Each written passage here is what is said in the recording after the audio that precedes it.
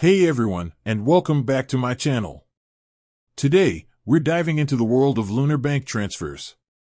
Lunar's a cool, mobile-first bank gaining traction, but if you're considering using it, you might be wondering, how long does it actually take to send or receive money? Because let's face it, no one wants their cash stuck in transfer purgatory. Fear not, financial friends. We're about to break down those Lunar transfer times, from domestic zips to international journeys. So buckle up and get ready to become a Lunar transfer time lord. Domestic transfers, lightning speed in Denmark. Let's start with the good news. In Denmark, Lunar throws on its super speed boots for domestic transfers. These bad boys are instant. That's right, the recipient sees the money appear in their Lunar account within seconds. Talk about instant gratification. Need to pay your roommate back for that emergency pizza order? Lunar's got your back and your stomach. Sweden and Norway, taking a chill pill. Now, things slow down a touch for Lunar users in Sweden and Norway. Domestic transfers that take 1 to 3 business days.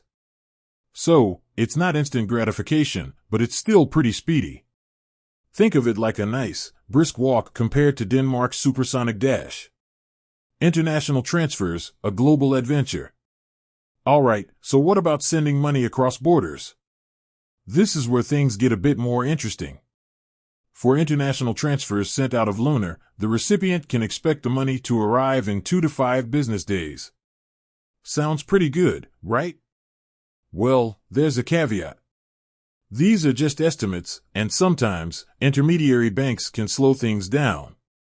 Think of them as unexpected rest stops on your international money adventure. In these cases, the transfer could take longer. Receiving international transfers, patience is a virtue. Now, if you're on the receiving end of an international transfer to your Lunar account, then grab a good book and settle in. Incoming international transfers can take anywhere from 5 to 7 business days. Again, this is because the money needs to navigate the international banking maze, which can be a bit labyrinthine. Pro tips for speedy transfers. Alright, so we've covered the basics, but here are some pro tips to get your Lunar transfers moving at their peak performance. Double check those details. Make sure you have the recipient's account information absolutely correct. Any typos and your money might get lost in the financial wilderness. Be clear about the urgency. If you need the transfer to arrive ASAP, let the recipient know. They might be able to choose a faster option, if available, on their end. Avoid peak times. Banks tend to process transfers slower on weekends and holidays. So, if you need that money to land on a specific day, plan accordingly. The final verdict, Lunar transfers not too shabby. So, the final verdict? Lunar transfers hold their own in the speed department. Domestic transfers in Denmark are lightning fast, and even international transfers are fairly swift, considering the global gymnastics involved. Of course, there can always be delays, but with a little planning and these pro tips, you can keep your Lunar transfers zipping along smoothly. Outro.